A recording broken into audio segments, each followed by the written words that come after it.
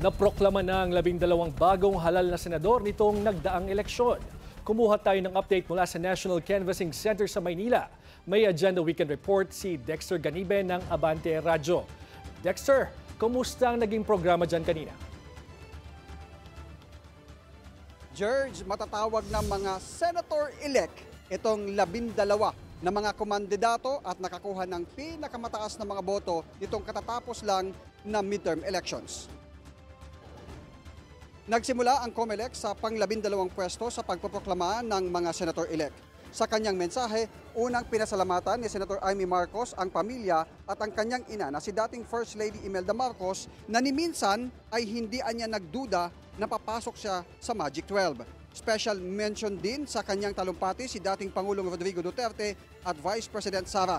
Kasunod ni Marcos si Senator Lito Lapid na nagpasalamat kay Pangulong Bongbong Marcos at sa alyansa at sa mga bumoto para sa isa pang termino na 6 na taon sa Senado. Si Senator-elect Camille Villar ay napaluha naman sa talumpati habang pinapasalamatan ang mga magulang sa pagsuporta sa kanyang kandidatura. Sa interview, humingi siya ng paumanhin dahil marami anya siyang hindi nabanggit sa talumpati para pasalamatan gayaan niya ni VP Sara na malaki rin ang naitulong sa kampanya. Nagpasalamat naman si Senator Pia Cayetano sa pagbibigay ng pang-4 na pagkakataon para siya ay muling makapaglingkod at maituloy yung mga isinusulong para sa kapakanan ng mga kababaihan at kabataan. Si dating Senate President Tito Soto ay gumawa naman ng kasaysayan sa Senado bilang natatanging senador na uupo para sa ika-5 termino. Nakahanda naman anya siyang tanggapin na muling maging Senate President sa 20th Congress. Yun ay kung mayorya ng mga senador ang gusto siyang iluklok muli para pamunuan ng Senado at target niyang maibalik ang kredibilidad at independence ng institusyon. Sabi naman ni Senador Ping Lacson, may mga nakakausap at kumakausap na sa kanya sa issue ng Senate leadership. Tanging batayan para sa suportahan daw niya ang susunod na Senate President ay kung ito ay independent, transparent at competent sa posisyon. Payo naman niya sa prosecution panel ng Kamara, tiyaking credible ang mga ebidensya sa impeachment. Mananatili rin anya siya na taga-busisi sa national budget. Si Senate-elect Rodante Marcoleta, tiniyak niya sa mga nagtiwala sa kanilang boto para sa kanya ang kapakanan at interes ng bawat Pilipino, partikular na target niyang maibaba ang singil sa kuryente.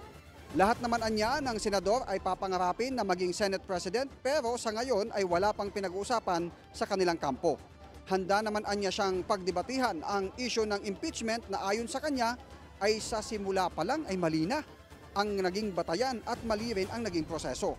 Hindi naman nakadalo sa proklamasyon si Senador-elect Kiko Pangilinan dahil siya ay nasa ibang bansa. Binasa ng kanyang nakatatandang kapatid na babae ang mensahe ng pasasalamat at pagtiyak na hindi mabibigo ang higit sa 15.3 million na mga bumoto sa kanya. Si Erwin Tulfo naman, pinasalamatan ang Administrasyong Marcos at ang alyansa. Siya ang may pinakamataas na botong nakuha sa pambato ng administrasyon na umabot sa higit 17 million kaya isusulong niya yung pagrepaso ng rice tarification law, anti-road rage law at anti-fake news law. Inaalay naman ni Senador Bato de la Rosa ang panalo kay dating Pangulong Rodrigo Duterte. Ang pangalawang may pinakamaraming boto na si Bam Aquino ay nagpasalamat sa boto ng kabataan. Panghuling na iproklama ang top-notcher sa midterm elections na si Senador Bongo. Tututukan daw niya ang food security, health sector at sports development para mas maraming Pinoy athletes ang makapag-compete sa mga internasyonal na kompetisyon. Sa kanya namang mensahe sa mga senator-elect, umaasa si COMELEC Chairman George Erwin Garcia na maging katuwang ng komisyon ang Senado sa pagbalangkas ng mga batas para makasunod sa mga pagbabago ng teknolohiya ang Commission on Election. George, alas 5 na ng hapon, natapos itong proklamasyon ng mga senator-elect. George?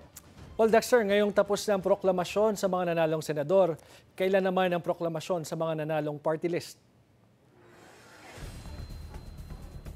George, hinihintay na lang natin yung opisyal na resolusyon na magmumula sa National Board of Canvassers at sa COMELEC na magtatakda ng proklamasyon. Pero sinabi na sa atin kanina ni Attorney Rex Laudianco, tagapagsalita ng COMELEC, na ang proklamasyon para sa mga party list ay isasagawa alas 3 ng hapon sa araw po ng Lunes at lahat na sabay-sabay yung 63 na mga party lists na pupuno doon sa 63 seats ang kanilang sabay-sabay na ipoproklama sa Lunes. George? Well, Dexter, kanina ay pinapakinggan nga natin yung mga talumpati ng mga senator-elect at halos lahat sila nagpasalamat sa COMELEC para sa mabilis at sabi nila ay malinis na halalan. Pero naiiba itong si Senator Bato because he took a swipe at the COMELEC because of the sudden drop of votes noong madaling araw noong May 13. Sumagot na ba yung COMELEC tungkol dyan sa patutsada ni Senator Bato?